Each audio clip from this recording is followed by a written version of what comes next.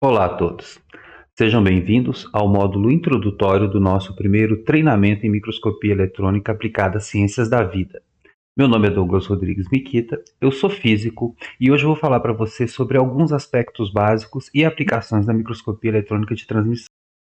Gostaríamos de ressaltar que essa é uma apresentação informativa, onde eu vou introduzi-los à nomenclatura básica da microscopia eletrônica de transmissão, apresentarei as aplicações mais comuns do microscópio e discutirei os mecanismos de formação da imagem em microscopia eletrônica de transmissão. Nós não temos, nessa etapa do curso, a intenção de formar microscopistas aptos à operação do equipamento. Isso será feito em outras etapas do nosso planejamento.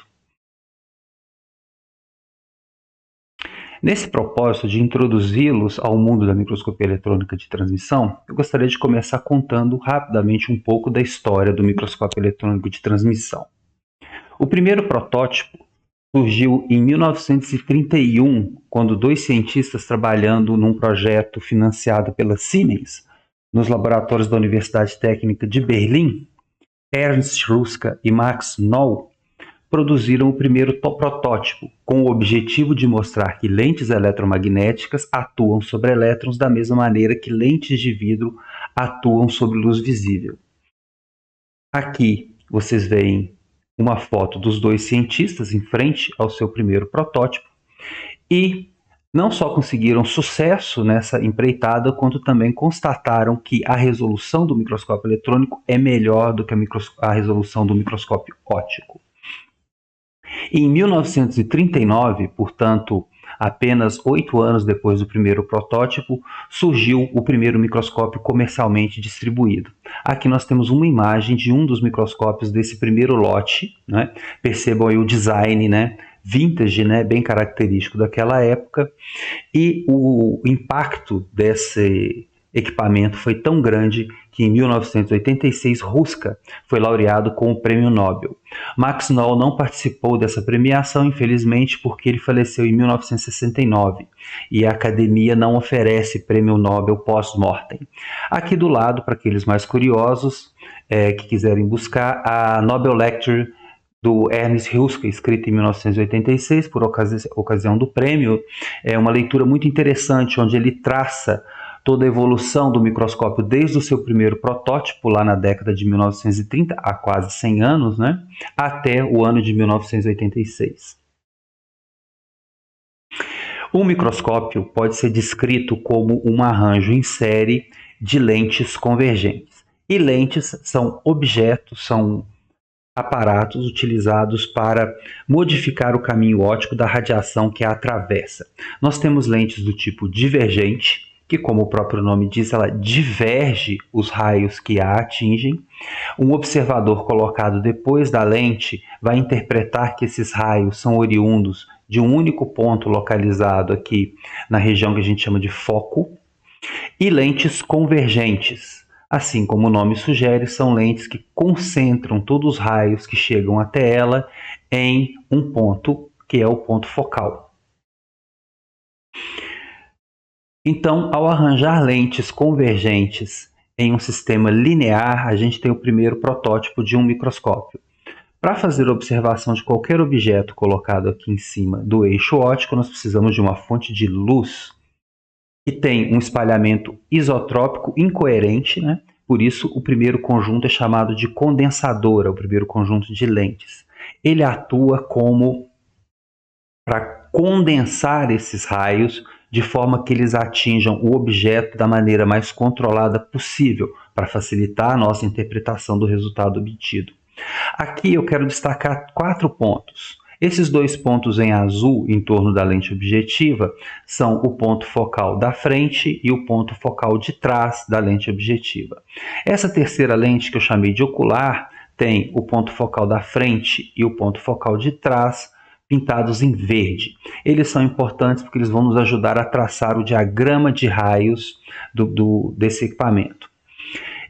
Vocês agora vão ter que fazer um serviço de regressão mental e voltar lá no ensino médio e lembrar os conceitos de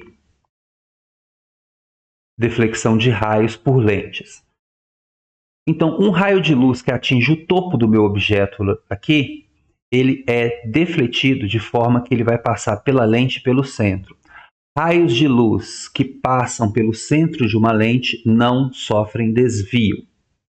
Então, vocês devem se lembrar desse conceito. Um segundo raio que é espalhado pelo mesmo ponto do primeiro, mas que agora vai sair passando pelo foco, esse, quando passa por uma lente convergente, ele é desviado de forma a continuar o seu caminho paralelo ao eixo óptico. Esses dois raios que deixaram esse ponto do objeto voltam a se cruzar aqui, então nós definimos aqui o primeiro plano imagem. Então aqui se forma uma imagem real. Essa primeira imagem, ela então funciona como objeto para a lente ocular, e o caminho óptico dos raios é o mesmo. Raios que seguem paralelos até atingir a lente são convergidos a passar pelo foco, e raios que passam pelo centro não sofrem desvio. Esses dois raios, ao atingir aqui o nosso sensor, o cérebro interpreta que eles são provenientes de um ponto lá atrás, onde se forma uma imagem virtual, invertida e maior do que o objeto. Define-se aqui, então, o plano focal da lente objetiva e o plano imagem do sistema. O microscópio eletrônico de transmissão ele tem a mesma estrutura de um microscópio óptico, porém, algumas peças são diferentes. Ao invés de uma fonte de luz, eu tenho um filamento que ejeta elétrons, e ao invés de lentes de vidro, eu tenho lentes eletromagnéticas. Os detalhes de cada um desses elementos do microscópio eletrônico de transmissão serão discutidos na nossa próxima aula. Como vocês podem ver, o desenho é feito de maneira diferente, mas nós vamos entrar nesses detalhes no momento apropriado. Por agora, a gente precisa entender apenas que a sequência é praticamente a mesma do microscópio eletrônico, do microscópio óptico. O feixe eletrônico, o filamento gera um feixe eletrônico que é espalhado por toda a região do espaço. O primeiro conjunto de lentes, chamado de condensadora, tem o papel de fazer com que esse feixe atinja a amostra da maneira mais coerente e paralela possível. Uma vez esse feixe atravessa a amostra, os raios que a atravessam paralelos ao eixo óptico serão concentrados para o foco, os raios que a atravessam passando pelo centro não sofrem desvio. Então, esses dois raios aqui da parte superior que saem desse ponto, depois de serem espalhados pela amostra, eles são concentrados pela lente objetiva em um ponto aqui na frente. Esses dois raios que saem dessa outra parte inferior, do mesmo ponto da parte inferior da amostra, foram espalhados de maneira diferente, mas são concentrados pela lente objetiva nesse ponto aqui, então define-se aqui o plano imagem. E o plano focal é definido aqui, onde esses raios se encontram. Falaremos um pouco mais sobre o plano focal em alguns slides à frente. Essa primeira imagem, então, ela é projetada em um anteparo pelo conjunto de lentes projetoras. Então, as lentes projetoras, como o próprio nome diz, têm o papel de projetar a primeira imagem formada em uma tela fluorescente, uma câmera CCD ou um filme fotográfico.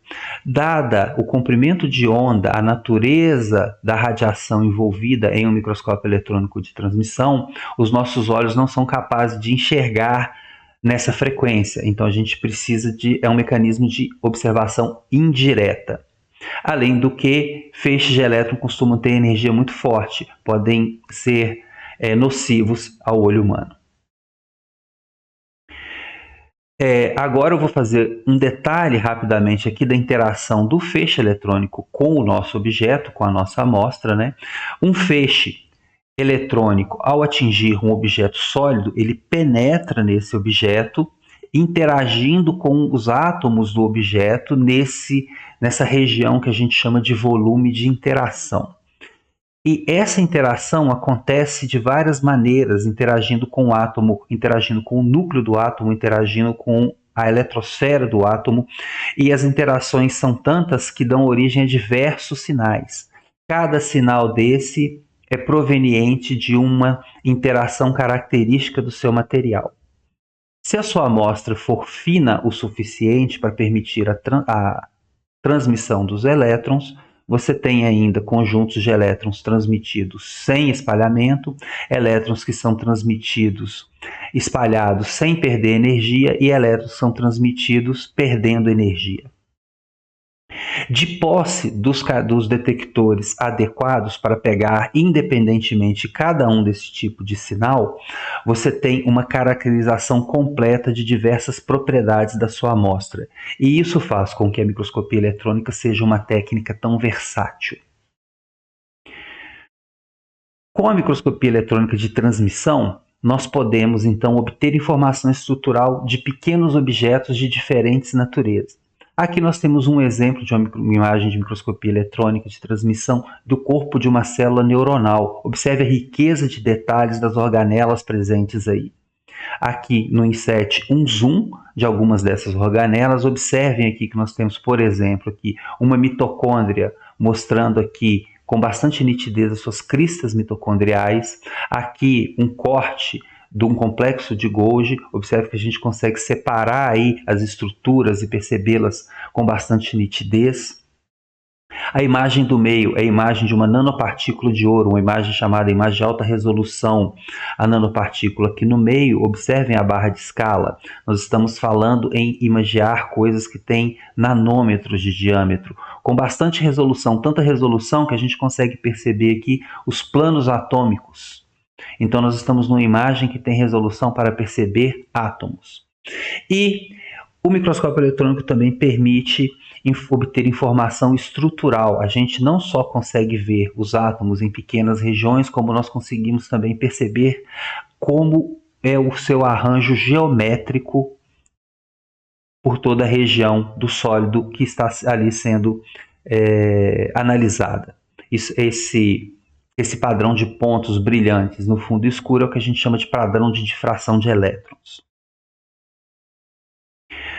A gente pode obter informação sobre a composição química dessas pequenas estruturas que estão sendo analisadas.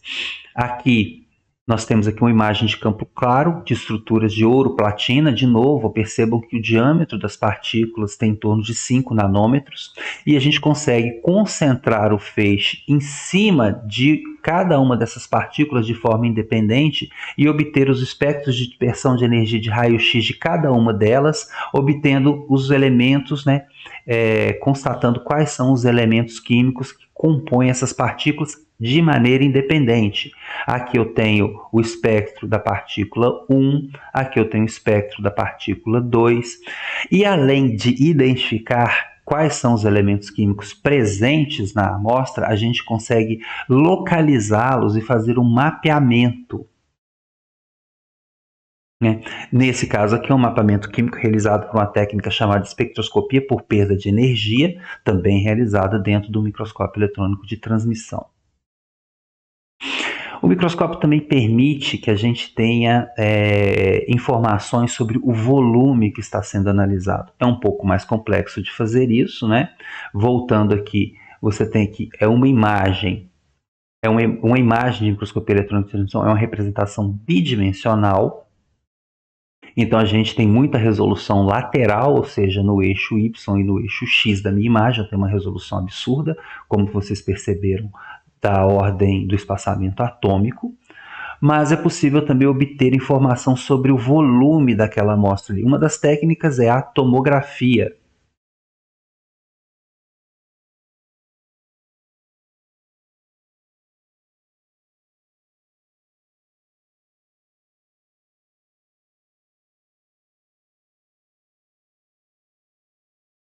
A tomografia, que permite que a gente visualize o volume que foi feito na imagem. Uma segunda técnica que foi muito famosa recentemente, em 2017 recebeu o prêmio Nobel, é o Single Particle Analysis. Nesse caso, você tem milhares de representantes da mesma estrutura em diferentes posições durante o processo de aquisição da imagem. Então, computacionalmente, esses perfis do objeto são comparados e reconstrói-se o volume que dá origem àquelas diversas imagens em diferentes orientações. Um terceiro mecanismo de reconstrução tridimensional que a gente chama o arranjo de seções seriadas, onde o objeto ele é fatiado em seções em série. Essas seções são montadas sequencialmente e analisadas uma a uma dentro do microscópio eletrônico, permitindo as visualizações das suas estruturas internas.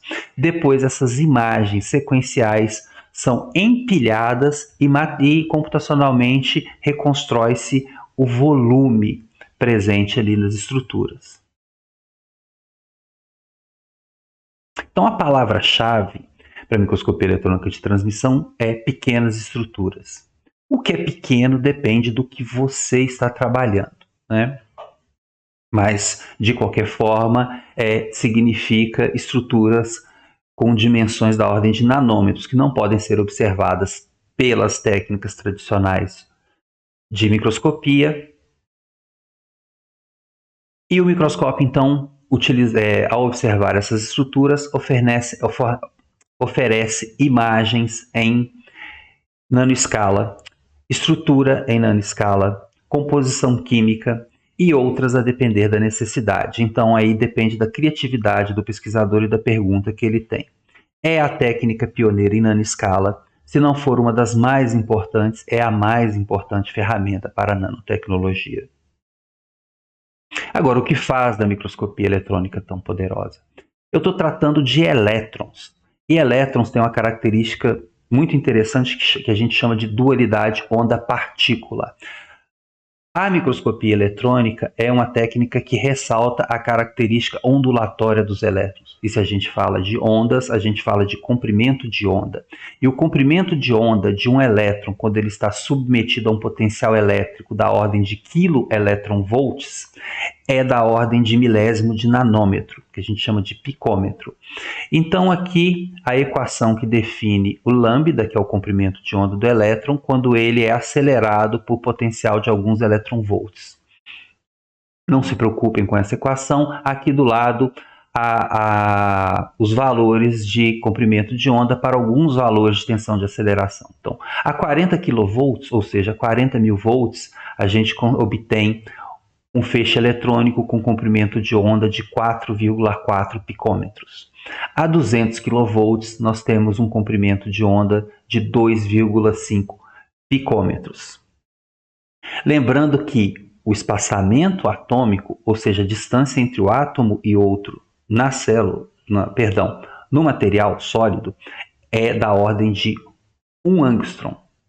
Então, nós estamos conseguindo aqui, ao acelerar elétrons por tensões da ordem de elétron-volts, nós estamos falando em comprimentos de onda cerca de 1000 vezes menor que o espaçamento atômico. Agora, por que é tão importante assim que o comprimento de onda do feixe eletrônico seja nessa ordem? Porque a resolução em um microscópio eletrônico é dada por essa equação que está aqui embaixo. Perceba então que a resolução ela é diretamente proporcional à lambda, que é o comprimento de onda. Então, quanto menor o comprimento de onda, melhor a nossa resolução. Quanto menor o comprimento de onda, melhor a nossa capacidade de resolver dois objetos adjacentes. Por isso, é importante trabalhar com comprimentos de ondas pequenininhos. Um objeto, um instrumento capaz de gerar pontas de prova tão pequenas na casa do espaçamento atômico, obviamente não é um objeto simples, é um instrumento complexo. Então aqui nós temos aqui um corte esquemático, né, de um microscópio eletrônico de transmissão. Percebam aí toda a sua complexidade. Esse esquema ele pode ser resumido em 3 partes principais, que é o sistema de iluminação, subdividido em canhão e sistema das condensadoras, o sistema das objetivas e o sistema de projeção. Aqui do lado, ainda um esqueminha um pouco menos simplificado, mas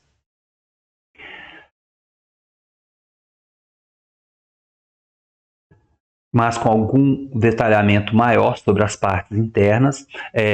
Essas partes serão discutidas com calma na nossa próxima aula, apenas aqui para que vocês vejam como é a anatomia do microscópio. E agora, antes de continuar, para a gente poder começar a entender o mecanismo de formação de imagens, a gente tem que voltar e sempre ter em mente o diagrama de raios em lentes convergentes, né? Então, como Ruska e Noll mostraram lá em 1931, na década de 30, lentes eletromagnéticas têm as mesmas propriedades de focalização de elétrons que lentes de vidro possuem para a luz visível. Então a gente pode utilizar sempre o mesmo conceito para esses traçados. Então vamos relembrar isso.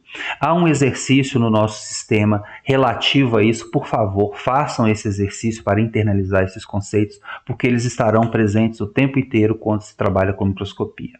O que eu tenho aqui é uma lente convergente com o ponto F sendo o ponto focal da frente, o ponto F' o ponto focal de trás, o eixo óptico e um objeto AB.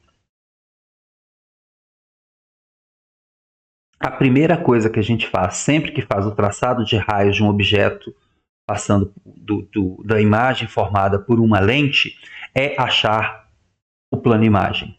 Então, aqueles dois raios principais, saindo do ponto B, um raio que passa pelo centro da lente não sofre desvio. Vocês vão ouvir eu falar isso muito aqui. Um raio que sai do mesmo ponto B, paralelo ao eixo óptico, quando passa por uma lente convergente, ele segue o seu caminho passando pelo foco. Esses dois raios saíram aqui do ponto B e voltam a se cruzar aqui, essa altura do nosso esquema. Então é aqui que se define o plano imagem. É ali que se forma a imagem B' relativa ao ponto B. O ponto A, ele está em cima do eixo óptico. Então, obviamente, a imagem A' também vai ser em cima do eixo óptico, formando aqui uma imagem invertida, real, e cuja ampliação depende das distâncias do objeto, a lente e do foco. O microscópio eletrônico, como eu falei para vocês, ele segue esse mesmo conceito, só que ao invés de ser horizontal, ele está na vertical. Então aqui, um corte do que acontece dentro do microscópio, eu tenho a minha amostra, a lente objetiva, o plano focal de trás da lente objetiva e o primeiro plano imagem. Então, o feixe eletrônico atinge a amostra. Parte do feixe atravessa a amostra sem sofrer desvio, paralelo ao eixo óptico. Todos esses raios que descem paralelos ao eixo óptico, quando atingem a lente objetiva, serão concentrados no plano focal. Claro, eles continuam o seu caminho depois do plano focal, mas eles são concentrados ali. Desses mesmos pontos que eu destaquei aqui, parte dos raios agora são espalhados de forma que passam pelo centro da lente. Então, como eu falei antes, raios que passam pelo centro da lente não sofrem desvio. Esses dois raios aqui,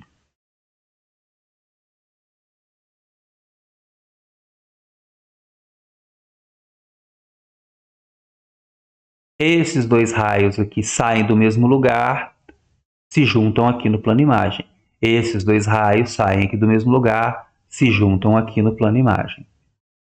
Agora vem um terceiro conjunto de raios, que eu vou apresentar para vocês. Um terceiro conceito é o seguinte: raios que deixam a amostra paralelos entre si, independente da posição em que isso aconteça na amostra, serão concentrados no mesmo ponto do plano focal.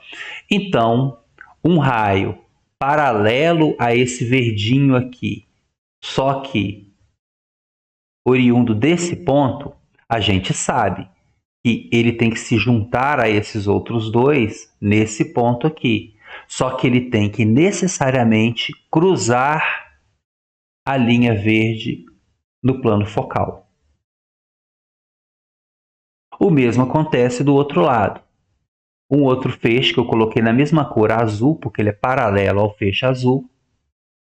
Eu sei que ele daqui ele tem que ser concentrado nesse ponto do plano imagem, porque se ele sai daqui, ele tem que se concentrar aqui, mas ele tem que passar no plano focal, cruzando os outros raios que saíram paralelos iguais a ele.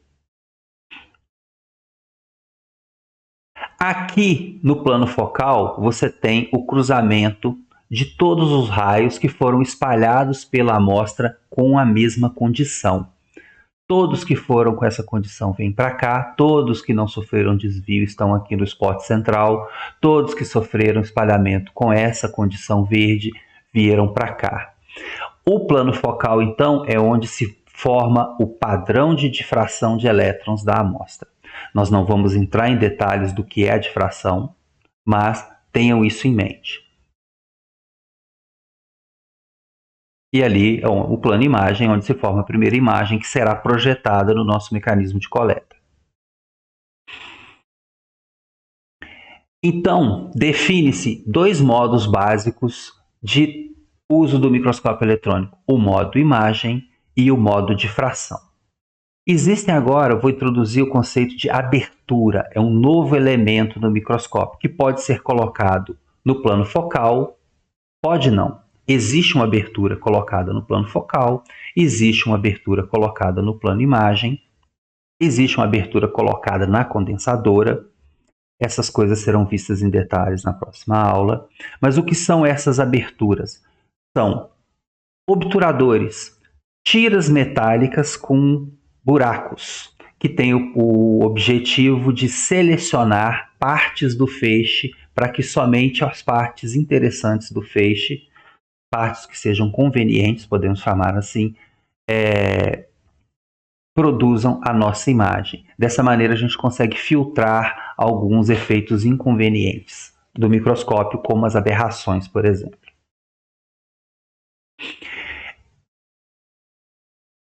E se eu quero passar do modo imagem para o modo difração, eu trabalho com alterando a corrente nas projetoras.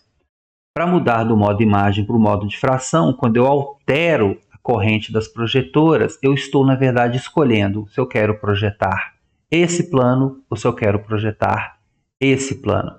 Isso vem ajustado de fábrica, apenas um botão no meu painel de controles que, ao clicar, a projetora já está ajustada para escolher um plano ou outro. Então, estou no modo imagem, cliquei o botão de difração, a corrente das projetoras muda de forma que eu vou ver agora na minha tela fluorescente o padrão de difração, o back focal plane da minha objetiva.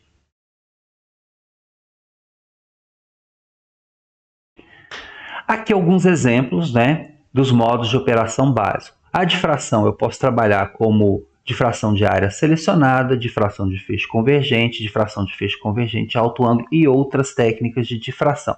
Aqui um exemplo de quando eu acertei o meu conjunto de objetivas para projetar, meu conjunto de lentes projetoras para projetar o back focal plane de uma amostra cristalina. Eu vejo aqui então o padrão de difração.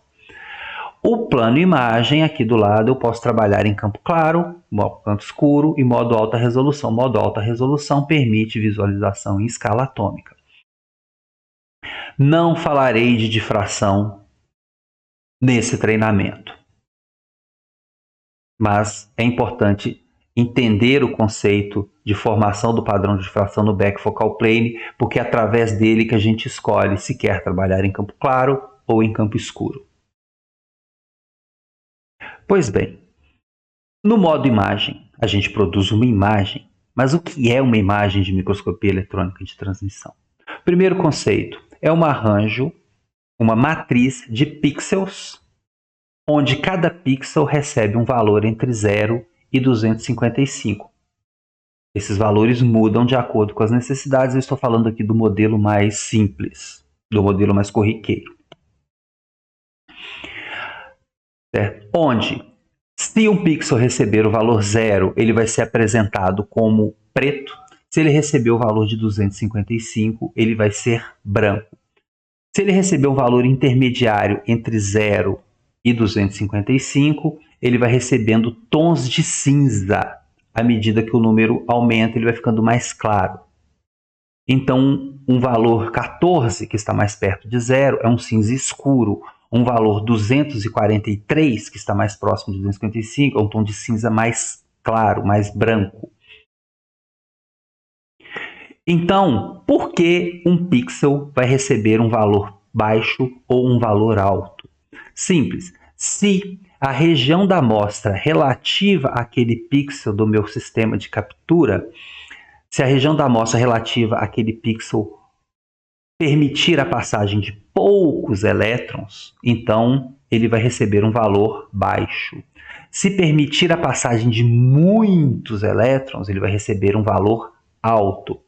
E à medida que digamos assim, a transparência da amostra muda, o número de elétrons que a atravessa muda, o número de elétrons que chega naquele pixel muda, então os valores vão sendo alterados, reproduzindo então a densidade do nosso material.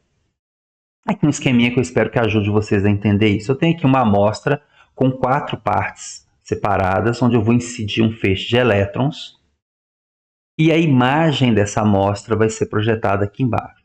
No primeiro quadrante aqui saiu um número razoável de elétrons, um número grande de elétrons, então essa amostra, esse pixel será representado como um pixel claro, com um valor mais próximo do 255. Desse quadrante aqui de baixo, ele já permitiu a passagem de menos elétrons do que esse outro.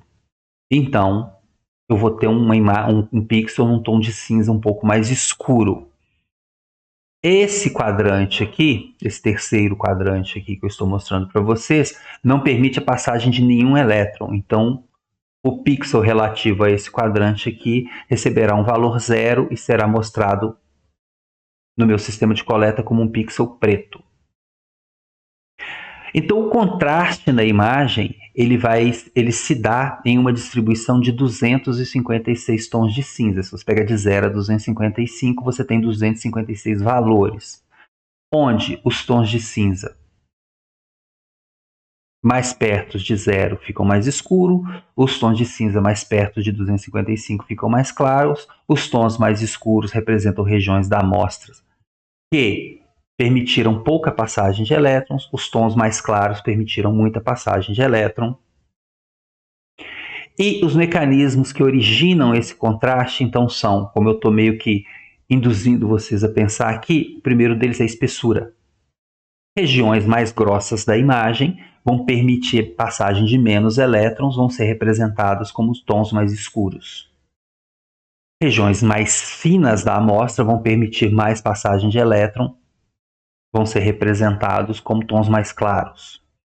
Um segundo mecanismo de origem de contraste é o número atômico. Quer dizer o quê? Regiões da amostra compostos por materiais, por elementos químicos mais pesados, vão espalhar mais os elétrons. Consequentemente, vão transmitir menos elétrons, então essas regiões serão representadas como tons mais escuros. Regiões compostas de elementos químicos mais leves permitirão mais passagem de elétrons, serão representadas por tons mais claros. O terceiro mecanismo é a interferência. Lembre-se, nós estamos tratando com ondas. Então, o feixe de elétrons são várias ondas interagindo. E onda tem vale e pico. Então, você pode ter a associação de duas ondas que chegam com o pico e o pico casado, vale e o vale casado. A gente fala que nesse caso está em fase. Pico com pico, vale com vale. Eles se somam. Esse é um caso de interferência construtiva.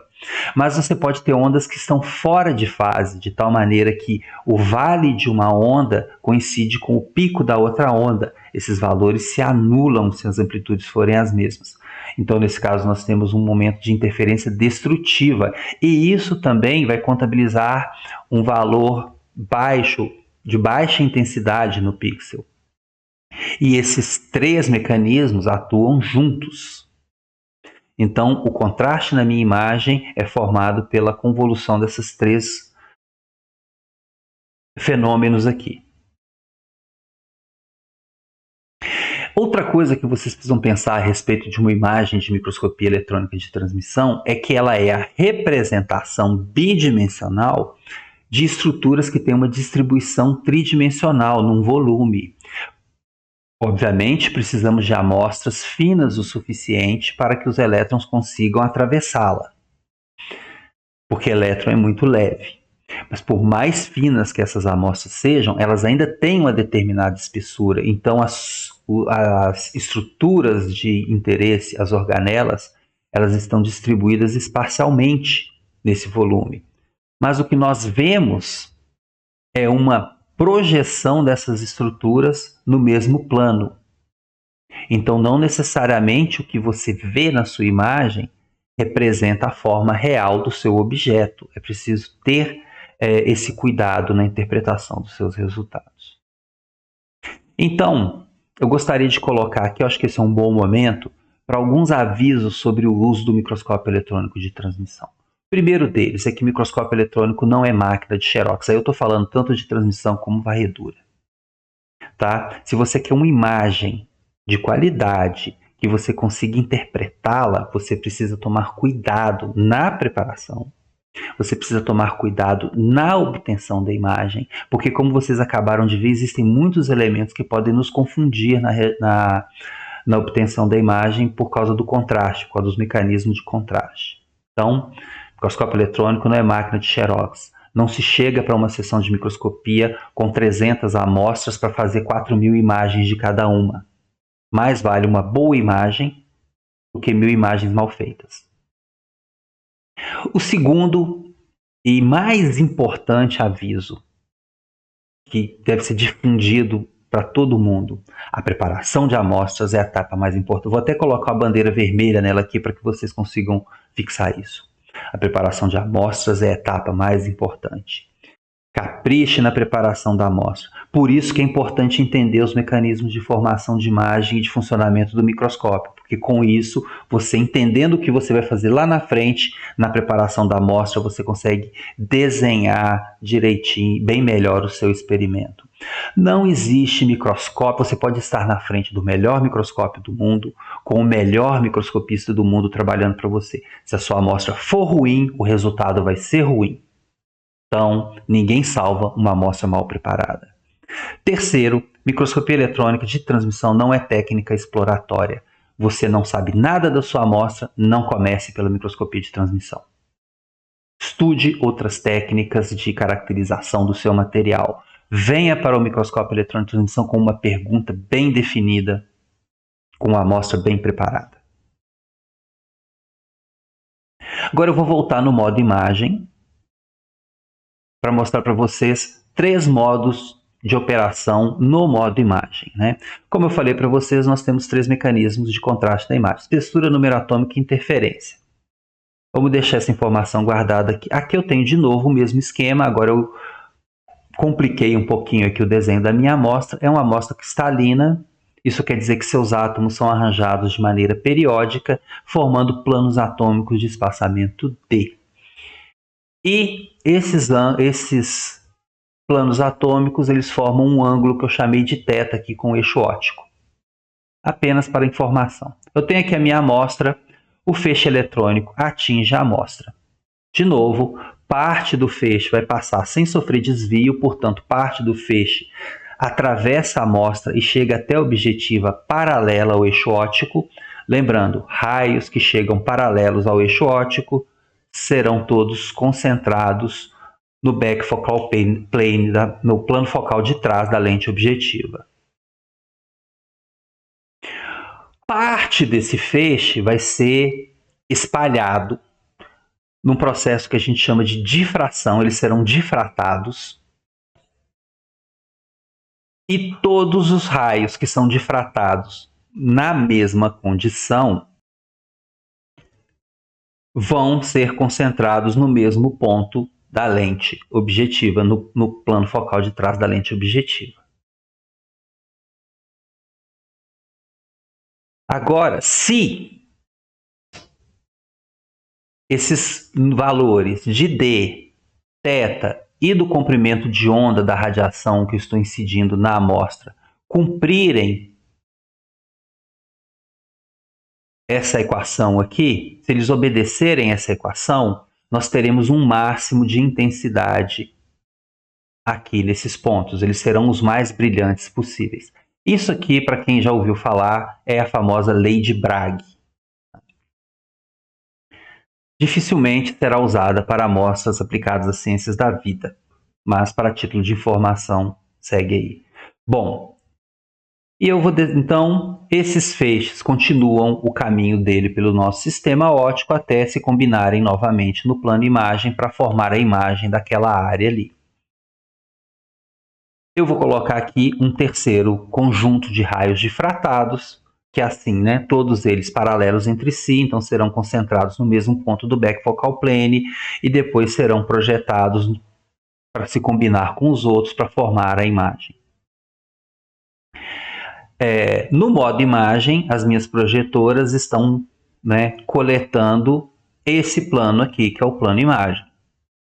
Eu tenho aqui uma imagem obtida com todos os raios que foram espalhados pela minha amostra, e os mecanismos de contraste dessa imagem passam por espessura, número atômico e interferência. Afinal, eu tenho ondas chegando aqui de diferentes naturezas. Então, eu não sei dizer se o que é escuro na minha imagem é mais grosso, é mais pesado ou é fruto da interferência destrutiva. Bom, uma maneira da gente filtrar isso para interpretar a amostra é trabalhar no modo campo claro. O que é o modo campo claro? Então, agora eu clico no meu painel de controle para as projetoras, ao invés de me mostrar o plano imagem, me mostrarem o plano de fração, o backfocal plane, onde eu vou ter um conjunto de pontos. Como você vê, eu tenho um, né? O spot central, geralmente, que é o do feixe que não sofre espalhamento, ele é mais intenso. E cada um desses raios difratados que foram concentrados aqui me geram um ponto no backfocal plane. Aqui eu estou vendo ela de cima. É como se eu visse a imagem do backfocal plane de cima.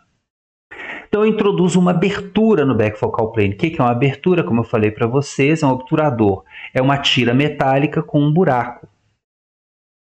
Quando eu coloco ela aqui, eu vou deixar passar apenas os pontos que estão no centro desse buraco. Visto de cima, é algo mais ou menos assim. Eu estou selecionando apenas o spot central, que é aquele que não sofreu desvio. Quando eu faço isso no backfocal plane, os raios difratados não contribuem mais para a formação da imagem. Então eu tenho uma imagem que não sofre mais o contraste de difração, que é o chamado contraste de interferência. Eu eliminei da formação da minha imagem o fenômeno, o contraste de interferência, que é o mais complicado na interpretação. Então eu tenho agora, quando eu peço, mantendo a abertura ali no backfocal plane da objetiva, voltando para o plano imagem, para a projeção do plano imagem, observe que eu tenho uma imagem mais bem definida, porque além de eliminar os efeitos de contraste de difração, eu elimino também os efeitos de um negócio chamado aberração esférica, que eu vou falar em detalhes na próxima aula, que são imperfeições causados por imperfeições da lente. Isso me ajuda no contraste, eu melhoro o contraste da imagem. Então vocês percebam com a imagem com melhor definição de bordas, as coisas são mais nítidas. E nesse caso, os mecanismos de contraste são apenas número atômico e espessura. Essa imagem em particular que vocês estão vendo, ela é um pedacinho de silício. É um único material compondo a amostra. Então eu não tenho contraste de número atômico, eu só tenho um número atômico. Então eu posso afirmar categoricamente nessa imagem que as regiões mais escuras são regiões mais espessas e as regiões mais claras são regiões mais finas. Bom, eu posso escolher, numa imagem que me dê um padrão de difração com muitos pontos, eu posso também fazer uma espécie de mapeamento cristalino. Ao invés de colocar a abertura no spot central, eu posso colocar a abertura para selecionar um dos pontos de difração. E aí, quando eu peço para a projeção, para o sistema de projetoras me mostrar o plano e imagem, apenas os raios que difratam nessa condição vão contribuir para a minha imagem. Então, eu tenho uma imagem onde as partes claras são aquelas que difratam na condição que eu escolhi e selecionei pela abertura. Essa é a famosa imagem de campo escuro.